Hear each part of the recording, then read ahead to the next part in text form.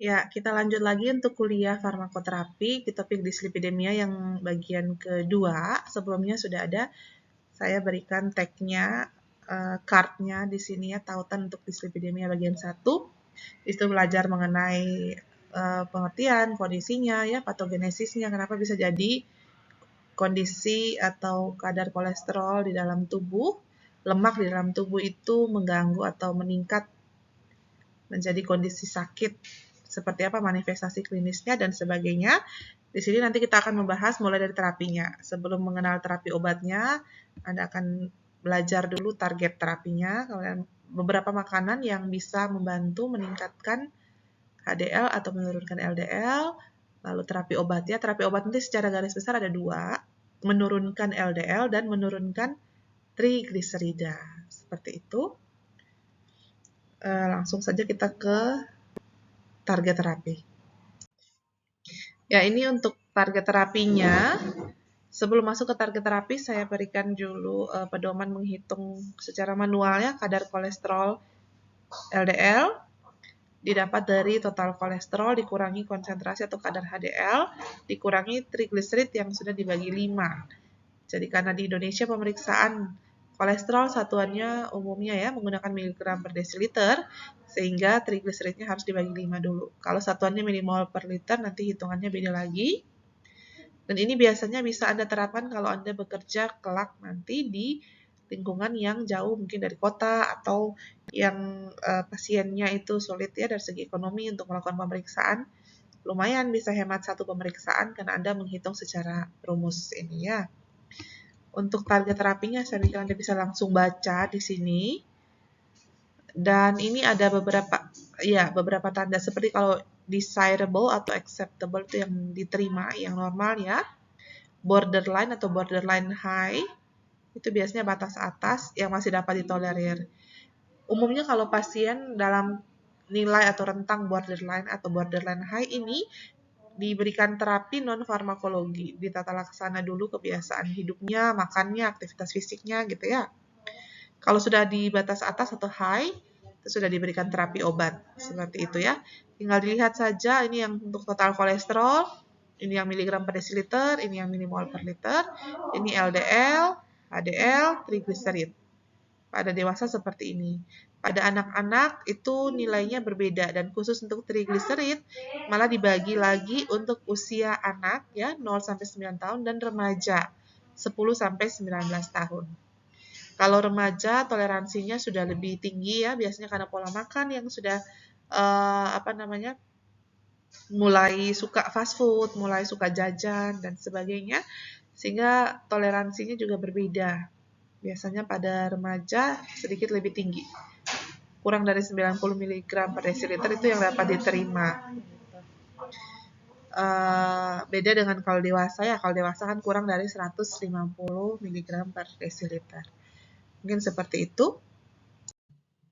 Ya, ini kita masuk ke terapi obat.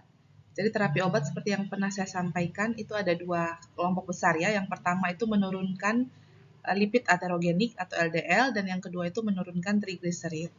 Kalau yang menurunkan lipid aterogenik dalam hal ini yang mencegah atau membantu mengatasi kondisi aterosklerosis ya, mencegah atau mengurangi perburukan dari kondisi aterosklerosis. Ada 4 golongan obat nanti yang menurunkan LDL atau lipid aterogenik. Yang pertama kita mulai dengan golongan inhibitor HMG-CoA reduktase ya. Inhibitor hidroksi metil glutaryl koenzim A reduktase. Nah, ini ada jenisnya banyak, mulai dari simvastatin ya, yang pertama ya, kemudian atorvastatin, ada pravastatin, lovastatin, pitavastatin, rosuvastatin gitu. Biasanya karena istilah atau nama golongan obatnya panjang, maka seringkali disebut inhibitor HMG-CoA reduktase ini juga dengan istilah golongan statin sesuai dengan nama belakang dari jenis-jenis obatnya. Statin ini dia paling tinggi efektivitasnya dalam menurunkan kolesterol, dalam hal ini menurunkan LDL-nya bisa sampai 60% ya. 20 sampai 60%. Yang persentasenya kecil ini ya yang simvastatin, karena simvastatin paling awal sekali ditemukan, jadi dia menurunkan persentase LDL-nya tidak sekuat atorvastatin, pravastatin, atau rosuvastatin, sekitar angka 20. Tetapi golongan statin yang lebih baru, yang kerjanya lebih panjang, terutama yang hidrofil, jadi simvastatin ini dia lipofil. Obatnya sifatnya lipofil. Kalau yang atorvastatin dan rosuvastatin itu half-life-nya panjang ya, tes tangannya panjang. Kemudian dia juga sifatnya hidrofil. Ini kerjanya lebih bagus, bisa 50 hingga 60% menurunkan LDL. Kalau untuk HDL, dia bisa membantu meningkatkan HDL dengan angka moderate di sekitar 6 sampai 12%. Dan selain menurunkan LDL, dia juga bisa membantu menurunkan trigliserid, tetapi tidak sebesar golongan-golongan obat yang nanti masuk dalam penurun trigliserid ya, 10 sampai 29%. Ini efek samping yang paling umum terjadi, SAMS istilahnya, Statin Associated Muscle Symptoms. Hampir sama dengan mialgia atau nyeri otot, tetapi dia lebih spesifik karena kalau SAMS yang termasuk dalam SAMS ini begitu ada perbaikan atau penurunan dosis atau dihentikan penggunaan statin, itu kondisinya bisa reversibel ya. Kecuali penggunaan yang terlalu besar dosisnya dan terlalu lama, itu bisa memicu rhabdomyolysis, breakdown dari sel-sel otot lebih cepat, terlalu cepat, sehingga mengalami kerusakan otot biasanya di paha, di punggung gitu ya. Tapi penelitian terbaru, rhabdomyolysis ini tidak berkaitan secara langsung dengan penggunaan statin. Ini beberapa keterangan yang perlu saya garis bawahi juga untuk Anda, karena kita belajar tentang farmakoterapi, yaitu metabolisme obatnya. Ya, ini dia sitokrom P450 di chip 3A4, itu untuk yang atorvastatin, simvastatin, dan lovastatin. Sehingga atorvastatin dan simvastatin, karena ini yang lebih sering digunakan ya di Indonesia, itu cukup banyak interaksi obatnya ya, karena Anda sudah tahu sebagian besar obat itu dimetabolisme oleh chip 3A4. Tetapi kalau rosuvastatin yang jenis lebih baru itu metabolismenya oleh isoenzimnya, jadi 2C9, 2C8, 2C19. Jadi tidak terlalu banyak interaksi dengan rosuvastatin ya. Hanya memang dia kekurangannya di harganya terlalu mahal. Untuk yang half-life-nya panjang, simvastatin dan atorvastatin dan rosuvastatin itu bisa diberikan every other day. Maksudnya diberikan hari ini, besok tidak diberikan, besoknya lagi diberikan, dan seterusnya. Jadi setiap 2 hari sekali pada waktu yang sama, tidak masalah mau pagi atau siang atau malam, karena half-life-nya panjang, berkaitan dengan waktu metabolisme kolesterol yang adalah pada malam hari, itu untuk pemberian simvastatin ya.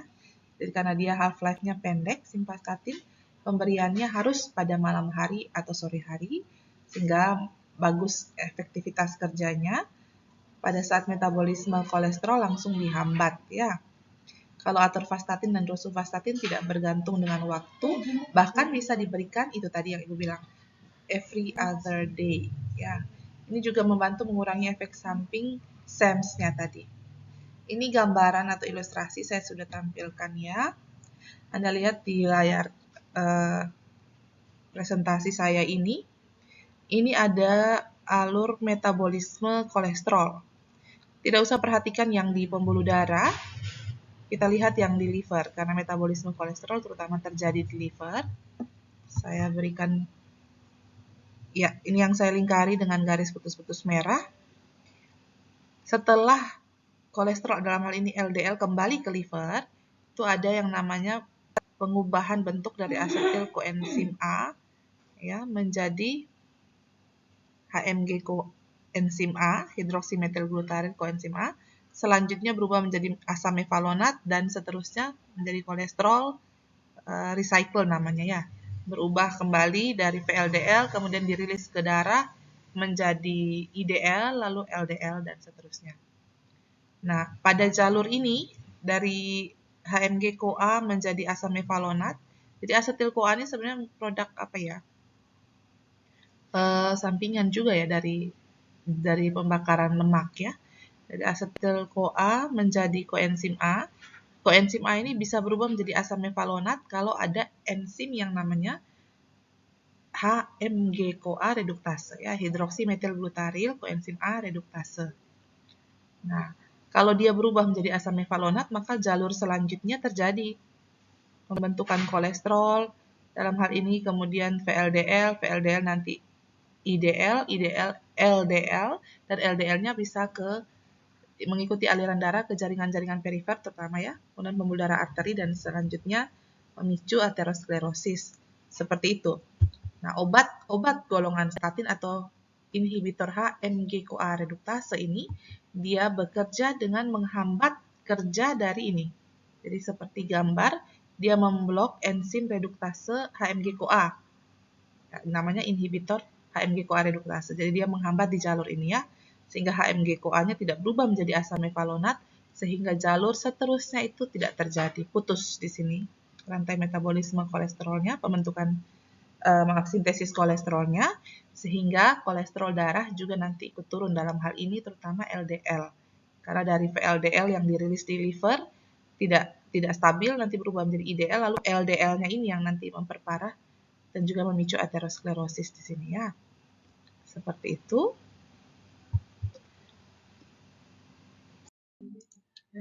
Ya, berkaitan dengan statin ini dia khusus ya, saya akan bahas lebih dalam mengenai golongan statin atau inhibitor HMG-CoA reduktase karena penggunaannya tinggi dan dia masih first line untuk terapi dislipidemia ya. Terutama juga pada pasien-pasien dengan aterosklerosis, cardiovascular disease, penyakit kardiovaskular yang dipicu karena ada penumpukan lemak ya, penyakit jantung iskemik, penyakit jantung koroner, kemudian penyakit arteri perifer, itu masih ada penggunaan statin sehingga saya bahas lebih dalam ya. Jadi ini statin itu punya yang namanya statin intensity therapy atau intensitas terapi statin. Itu digolongkan berdasarkan jenisnya dan dosisnya. Jadi seperti ini yang Anda lihat, saya ambil ini dari Dipiro juga ya, tahun 2020. Anda lihat di sini ada low intensity, ada moderate intensity, ada high intensity. Yang low atau yang rendah itu artinya efektivitasnya dalam menurunkan kolesterol dalam hal ini LDL juga kecil. Sesuai dengan namanya intensitas rendah.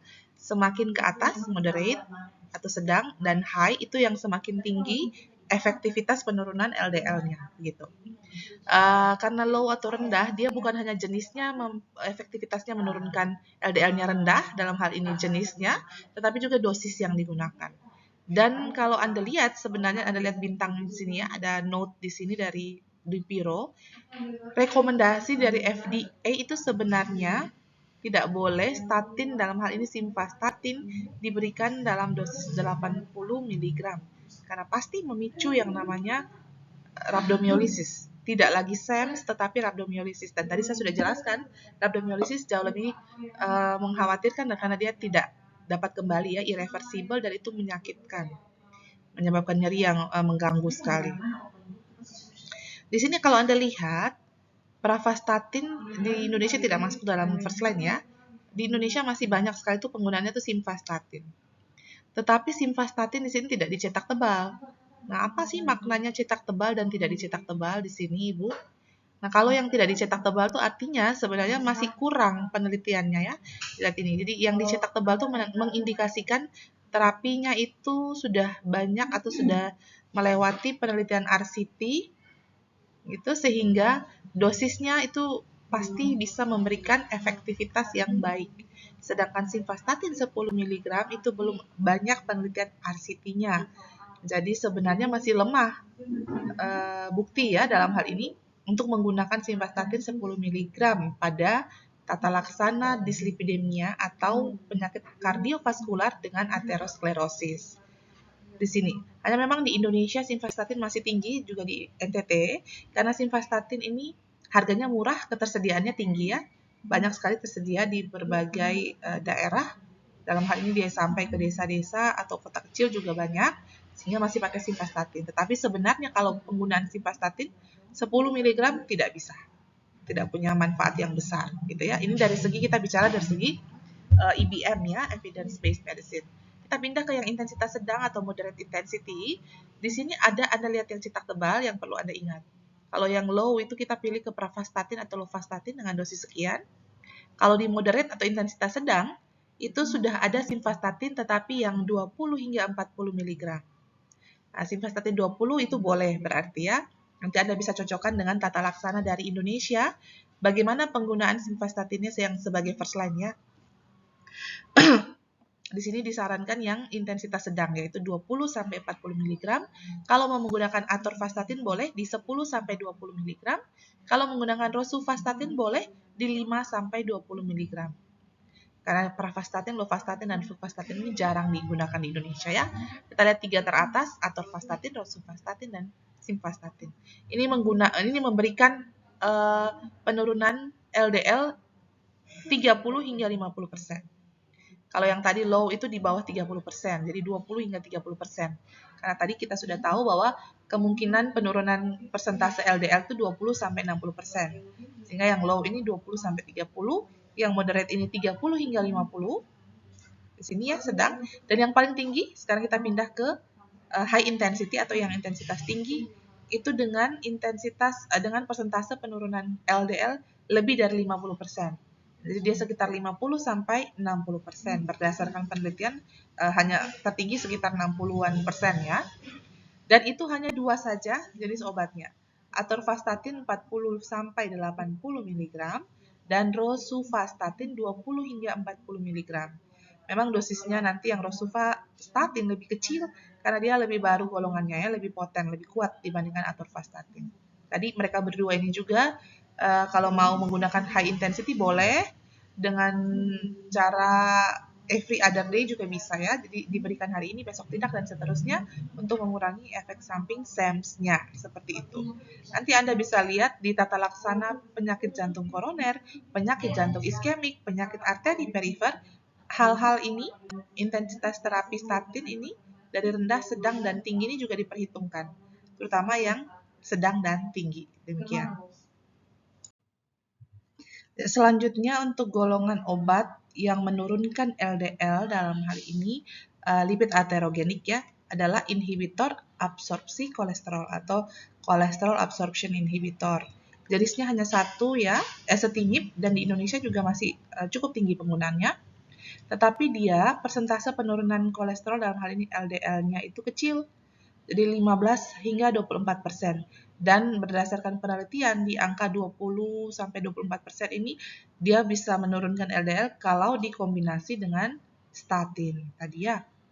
Kalau HDL dia bisa bantu meningkatkan HDL dalam porsi yang kecil sekali 1-3%. Beberapa efek samping yang umum dari penggunaan ezetimibe nanti karena dia bekerja di pencernaan, di usus ya, itu adalah diare. Kemudian beberapa kasus itu ada mialgia, nyeri otot, hampir sama dengan SAMS. Dan beberapa pasien yang sensitif juga ada peningkatan enzim liver, dalam hal ini ALT. Ya. Untuk keterangan yang perlu diperhatikan, tadi saya sudah sampaikan kalau efektivitasnya dalam menurunkan LDL itu akan lebih tinggi atau meningkat jika ditambahkan dengan statin. Seperti ini ilustrasi gambarnya, kita lihat di sini ada usus, kemudian ini ada liver. Ya. Sekarang sebenarnya ada yang namanya jalur enterohepatik ya, mungkin Anda sudah tahu antara usus dan liver ya. Usus di sini enterik dan liver hepatik. Demikian juga dengan kolesterol. Kalau Anda masih ingat di video dislipidemia yang bagian 1 saya sudah jelaskan bahwa setelah Anda makan itu kan kolesterol dalam bentuk kilomikron akan diangkut ya, diabsorpsi, kemudian dibawa ke liver dan seterusnya disintesis menjadi kolesterol, VLDL, dan seterusnya. Nah ini pada pasien yang menggunakan ezetimibe ada yang namanya NPC1L1 ini reseptor. Reseptor yang mana nanti di bagian NPC1L1 inilah si kolesterol, yang kuning-kuning ini kolesterol ya. Yang bulat ini kilomikron. Kolesterol akan berikatan atau berkumpul pada reseptor ini, lalu akan diabsorpsi ke darah menuju ke liver dalam jalur pembuluh darahnya, itu dalam bentuk kilomikron. Nah, obat ezetimibe ini hadir, dia memblok di sini NPC1L1, reseptor yang bekerja untuk absorpsi kolesterol tadi ya dalam bentuk kilomikron menuju ke hepar, sehingga tidak terjadi yang namanya absorpsi kolesterol. Itu yang akhirnya kolesterol darah pun akhirnya menurun, menurun seperti itu ya. Ya, golongan berikutnya dari terapi obat untuk menurunkan lipid aterogenik atau LDL itu bile acid sequestrants atau BAS ya. Untuk bile acid sequestrants atau pengikat asam empedu itu ada beberapa jenis, ada kolesevelam, kolestipol, kolestiramin. Kalau untuk generasi yang awal yang pertama ditemukan bentuknya masih berupa serbuk ya, nanti dilarutkan bersama air atau jus. Tetapi yang semakin baru golongan bile acid sequestrants atau pengikat asam empedu ini lebih ke bentuk suspensi. Kemudian untuk persentase penurunan kolesterolnya, efek pada penurunan LDL tidak terlalu besar sebenarnya untuk pengikat asam empedu, dia sekitar 13 hingga 20%. Sedikit lebih kecil dari penghambat absorpsi kolesterol ya, yang ezetimibe tadi yang sudah Ibu jelaskan. Kalau untuk HDL-nya bisa meningkat tapi tidak sebanyak yang lain, tidak banyak data persentase peningkatan HDL-nya seperti itu. Untuk BAS ini sebenarnya dengan efektivitas yang tidak terlalu bagus, itu dia masih terus digunakan karena ini keterangan yang Ibu tuliskan di sini ya. Dia merupakan first line atau terapi utama lini pertama pada pasien yang dislipidemia pada kondisi kehamilan. Jadi kalau ada pasien ibu hamil begitu ya yang mengalami masalah peningkatan LDL atau hiperkolesterolemia, biasanya first line-nya diberikan pengikat asam empedu. Mengapa? Nanti Ibu langsung jelaskan pada ilustrasi mekanisme kerja berikut ya. Jadi ini kita lihat ada usus masih sama, ada liver, ini ginjal ya. Ini masih pada siklus enterohepatik, kalau Anda masih ingat. Kalau yang tadi ezetimibe itu lebih ke menghambat NPC1L1 ya di usus, yang mana di situ tempat untuk dikeluarkan diabsorpsinya kolesterol menjadi kilomikron, keluar ya diabsorpsi ke darah. Kalau ini sedikit berbeda tapi hampir sama mekanisme kerjanya. Jadi nanti dari liver itu akan dihasilkan yang namanya asam empedu. Asam empedu ini dari metabolisme atau sintesis pada liver. Dia metabolisme dari kolesterol. Jadi kolesterol darah dari LDL semua yang masuk kembali ke liver, di metabolisme nanti hasilnya ada asam empedu ini, bile acid. Nah, asam empedu dirilis dari liver menuju ke usus untuk membantu metabolisme sebenarnya ya. Jadi metabolisme makanan yang ada di usus itu dipermudah atau dibantu juga selain karena enzim pencernaan, juga karena asam empedu dari liver ini. Nah, di sini sudah perannya dari obat-obatan pengikat asam empedu atau BAS. Dia akan mengikat yang namanya asam empedu. Sesuai dengan namanya ya, pengikat asam empedu. Di sini dia hanya di usus saja, jadi tidak sampai diabsorpsi. Anda lihat ya, mekanisme kerjanya masih terjadi di usus. Padahal obat pada umumnya perlu diabsorpsi dulu dari usus ke dalam darah ya. Kemudian dialirkan ke mana reseptor dia dibutuhkan untuk bekerja. Tapi kalau untuk pengikat asam empedu dia hanya di usus, dia mengikat asam empedu yang dikirim dari liver ke usus sehingga nanti dikeluarkan bersama dengan feses ya. Jadi dia tidak ada absorpsi obatnya masuk ke dalam darah. Inilah dasar mengapa BAS atau bile acid sequestrants ini menjadi first line pada pasien hamil yang juga mengalami dislipidemia. Seperti itu ya. Dia relatif aman, makanya masih digunakan meskipun persentase penurunan kolesterolnya tidak terlalu bagus sebenarnya ya. Efek samping umum yang paling sering ini perlu diperhatikan ya. Terlepas dari pasiennya hamil atau tidak, kalau pasien dewasa menggunakan golongan BAS, ini kita harus perhatikan, dia ternyata bisa meningkatkan trigliserid darah. Jadi efek samping yang menjadi ciri khasnya, efek samping umumnya itu hipertrigliseridemia.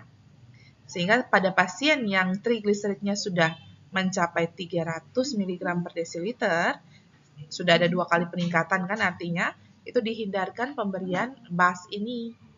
Nah, karena apa? Karena nanti bisa memicu pankreatitis, malah ya kondisi yang rusak atau peradangan pada pankreas akibat terlalu tingginya trigliserid ya. Kalau gangguan pada GI selain pada hipertrigliseridemia, Efek samping umum lainnya adalah gangguan GI. Kalau tadi yang ezetimibe lebih ke diare, kalau yang BAS ini lebih ke susah buang air besar ya, konstipasi seperti itu. Ada beberapa juga yang merasa tidak nyaman pada pencernaan karena memang dia bekerjanya di usus tadi ya, seperti yang sudah Ibu jelaskan. Golongan terakhir dari lipid, penurun LDL atau menurunkan lipid aterogenik itu adalah PCSK9 inhibitor. Jadi inhibitor proprotein konvertase subtilisin keksin tipe 9 ya. Nah, apa ini proprotein konvertase subtilisin keksin yang jenis 9 tipe 9 atau jenis 9? PCSK9 ini sesuai dengan namanya proprotein. Jadi dia semacam protein gitu ya, yang nanti bekerjanya di liver berikatan dengan yang namanya reseptor LDL. Nanti saya akan jelaskan pada ilustrasi mekanisme kerjanya. Hingga sekarang baru ada 2 jenis yang di-approve oleh FDA karena dia termasuk baru. Dulu waktu saya masih kuliah, S2 belum ada golongan PCSK9 ya. Jadi dia tahun 2015 baru dirilis oleh FDA dengan 2 jenis obat, yaitu alirocumab dan evolocumab. Nah, alirocumab dan evolocumab, dua-duanya merupakan antibodi monoklonal ya, human monoclonal antibody. Jadi antibodi monoklonal dan jenis baru ini punya banyak kelebihan termasuk persentasenya obat PCSK9 dalam menurunkan LDL. Dia bisa hingga 60%. Nah, memang kalau pada persentase penurunan LDL yang besar, itu kalau dia dikombinasi dengan terapi statin ya. Jadi kalau dia tunggal, alirocumab atau evolocumab ini diberikan tunggal, persentasenya cukup besar tapi tidak sampai maksimal 60%. Tapi kalau dia diberikan pada pasien yang sudah menggunakan statin terlebih dahulu, ternyata berdasarkan uji klinis, fase 3-nya itu sampai ke 60% gitu ya. Untuk alirocumab dan evolocumab ini memang kalau di Indonesia sepertinya belum ada penggunaannya. Dia diberikannya secara injeksi subkutan.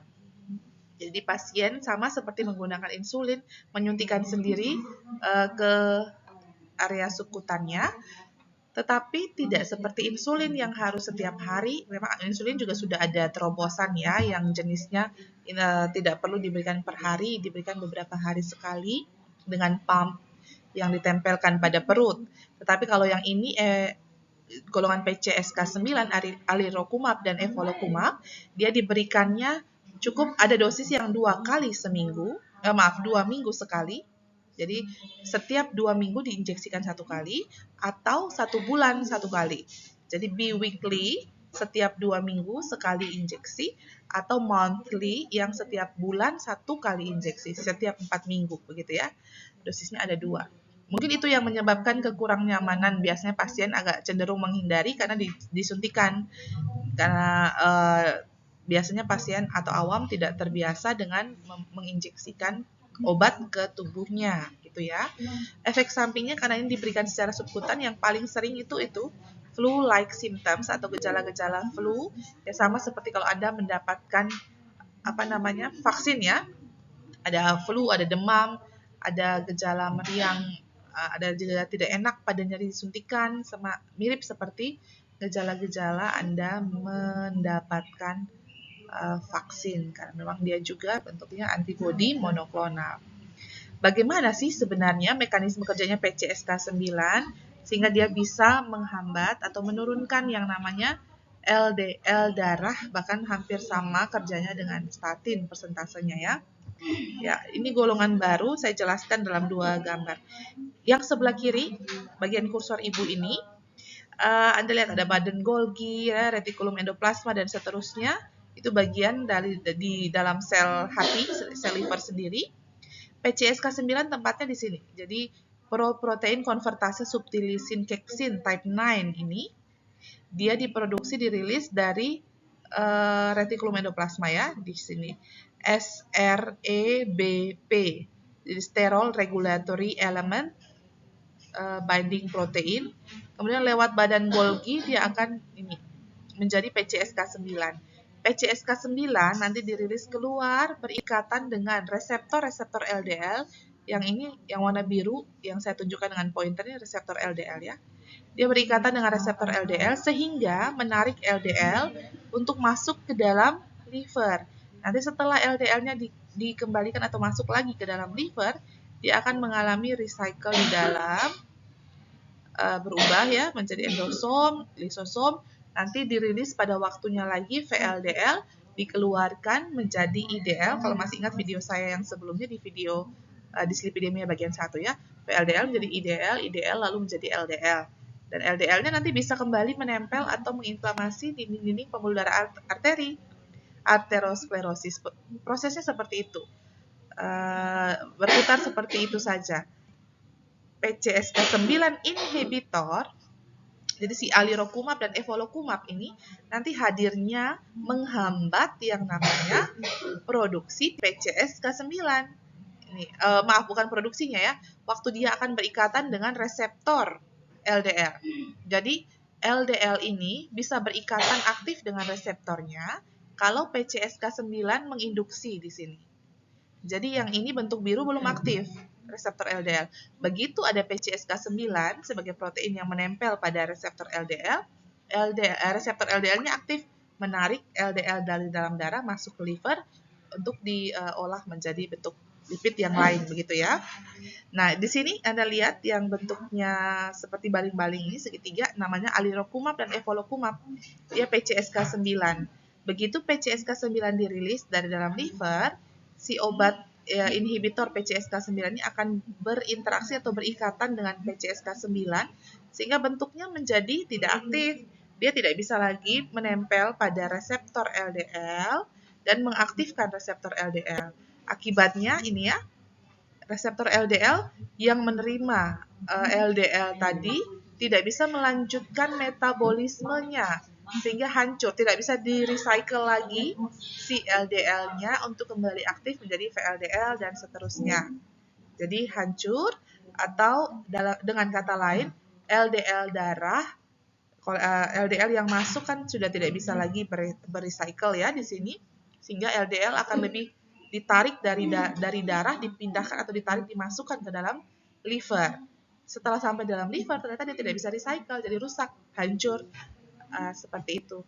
Akibatnya adalah penurunan LDL darah. Itu akibatnya, atau itu makanya si alirocumab dan evolocumab ini efek menurunkan LDL-nya besar ya, hampir sama dengan statin, tapi mekanisme kerjanya berbeda.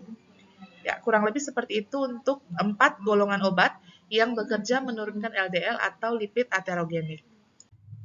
Ya, berikutnya untuk golongan obat yang menurunkan trigliserid. Jadi yang tadi 4 golongan itu menurunkan lipid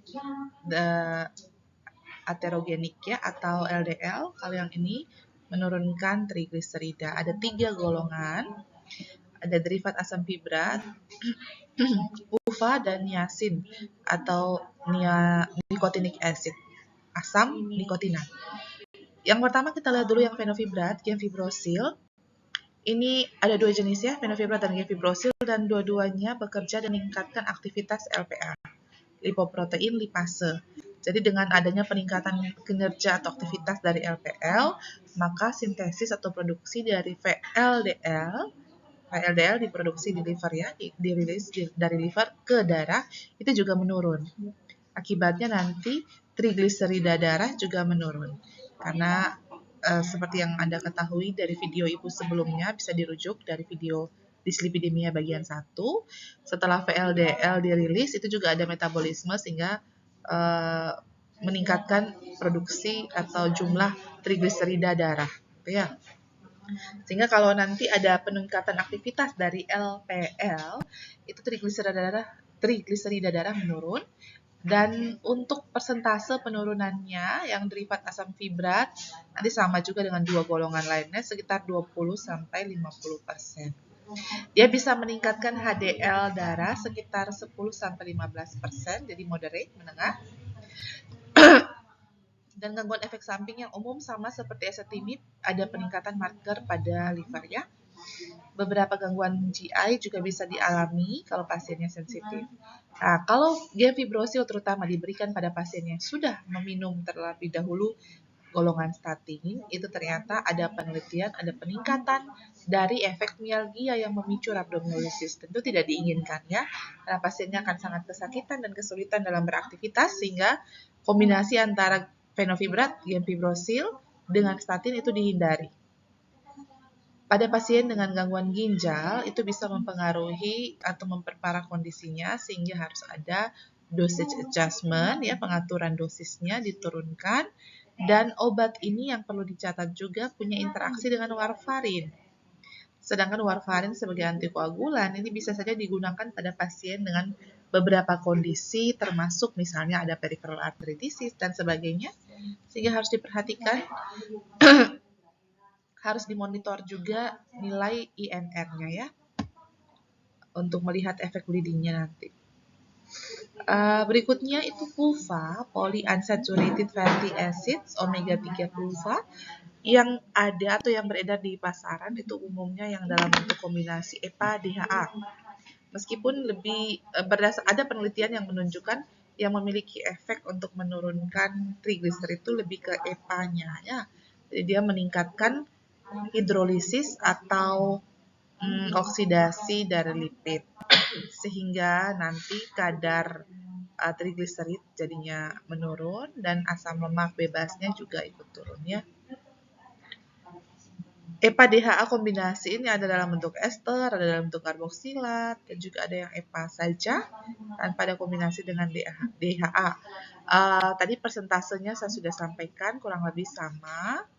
Dan ini kalau bisa mencapai 50% penurunan trigliserid kalau dia pasiennya itu mendapatkan dosis besar dari kombinasi EPA-DHA. Jadi 2 sampai 4 gram dalam satu hari. Itu cukup besar ya, karena umumnya omega 3 antioksidan yang ada sebagai suplemen di pasaran itu kandungan EPA-DHA-nya kurang dari 300 mg satu kapsulnya. Jadi termasuk besar dosisnya ya. Berikutnya ada niacin atau nicotinic acid, asam nikotinat. Ini dia menurunkan trigliserid darah sama ya dengan mencegah lipolisis atau pembentukan VLDL juga, sehingga nanti kadar trigliserid darahnya ikut turun dan persentase penurunan LDL-nya kurang lebih sama, 20 sampai 50%.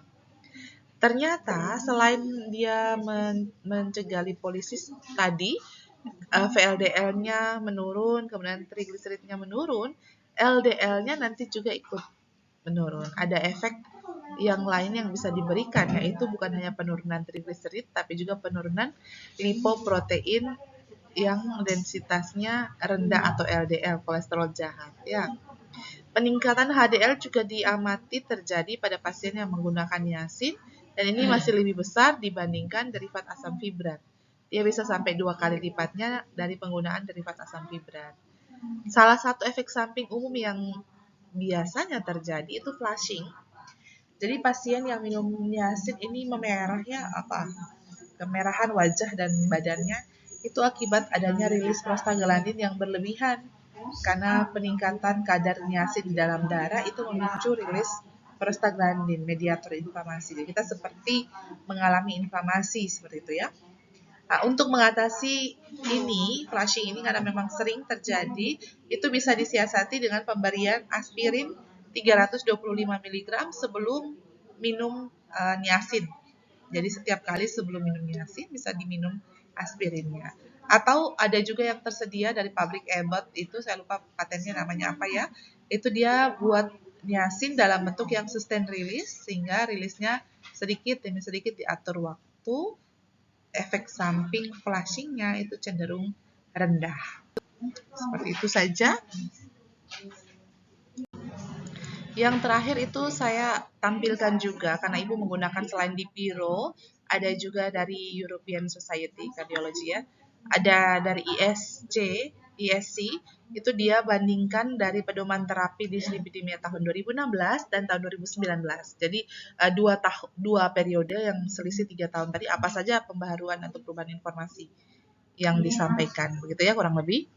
Di sini kalau untuk pemeriksaan analisis lipidnya, ApoB, kalau dulu yang tahun 2016, ini yang sebelah kiri ya. Tahun 2019 yang sebelah kanan.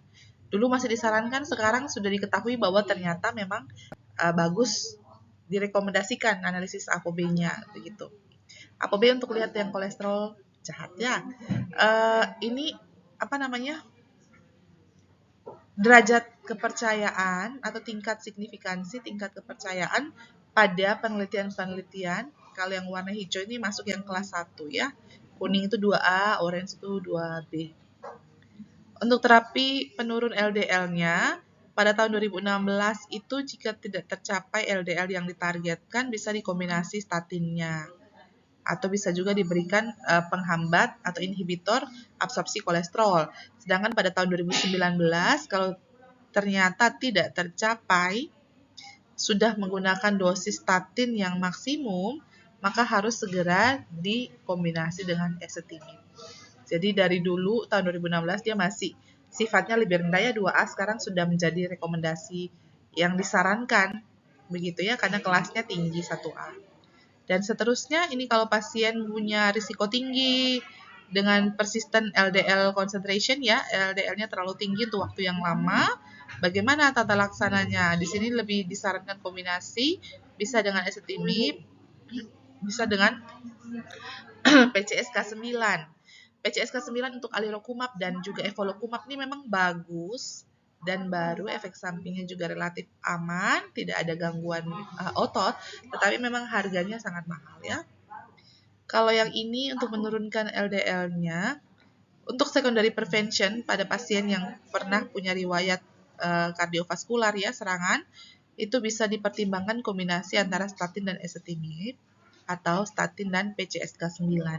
Kalau yang risikonya sangat tinggi itu terhadap ini ya atherosclerotic cardiovascular disease, itu juga bisa mendapatkan kombinasi statin dan ezetimibe atau kombinasi statin dan PCSK9. Jadi baik yang untuk pencegahan sekunder ataupun untuk pasien yang memang sangat tinggi risikonya itu disarankan memang ada kombinasi entah dengan ezetimibe atau PCSK9. Kalau untuk hipertrigliseridemia sebelumnya itu statin juga bisa diberikan pada pasien yang punya trigliserid tinggi dan juga ada risiko kardiovaskular disease. Tapi kalau pada tahun 2019 iya, dia sudah direkomendasikan sebagai first choice ya. Dulu tingkatannya masih rendah, sekarang sudah lebih tinggi. Terutama untuk pasien yang trigliseridnya lebih dari 200 mg per desiliter. Ini kalau dislipidemia pada orang dewasa, bisa dilihat. Kalau punya komorbid seperti apa terapinya, kalau pada pasien yang lebih muda seperti apa. Tahun 2019 bisa dipertimbangkan untuk pemberian statin dan juga dilihat lagi untuk terapi intensitas statin ya, terapi statin dengan intensitas sedang atau tinggi. Di sini Anda lihat kalau pasiennya punya gangguan renal, itu bisa diperhatikan interaksi obat, terutama yang mengganggu ya. Apakah perlu penurunan dosis atau titrasi dosis dan sebagainya. Kemudian untuk pasien yang punya sindrom koroner akut, coba Anda lihat perbandingannya yang tahun 2016 dan juga 2019. Jadi kalau ternyata belum mencapai kadar LDL yang sudah ditargetkan, dalam 4-6 minggu itu statinnya bisa dikombinasi atau ditambahkan dengan PCSK9. Jadi kalau statin sudah dikombinasi dengan ezetimibe, setelah penggunaannya pada pasien dengan sindrom koroner akut 1 bulan sampai 6 minggu, 4-6 minggu ya, 1 bulan sampai 1,5 bulan belum ada perubahan, bisa ditambahkan lagi obat ketiga ke dalamnya itu alirocumab atau evolocumab. Seperti itu. Jadi nanti kalau Anda menggunakan ESC, Anda baca yang sebelah kanan saja yang 2019 karena sudah diperbaharui ya. Banyak yang sebelumnya hanya rekomendasi atau usul sekarang sudah menjadi first line atau rekomendasi utama. Jadi naik tingkatannya, sehingga kita bisa terapkan juga pada kasus klinis yang kita hadapi. Mungkin seperti itu saja. Ya, kurang lebih semua penjelasannya sudah selesai. Kalau ada pertanyaan, silakan diajukan. Selanjutnya Anda bisa pelajari dari Dipiro dan juga dari ESC, ya, ESC tadi, untuk memperdalam terutama mengenai mekanisme kerjanya, ya, kalau masih belum paham. Baik, terima kasih. Kuliahnya saya akhiri dan selamat siang.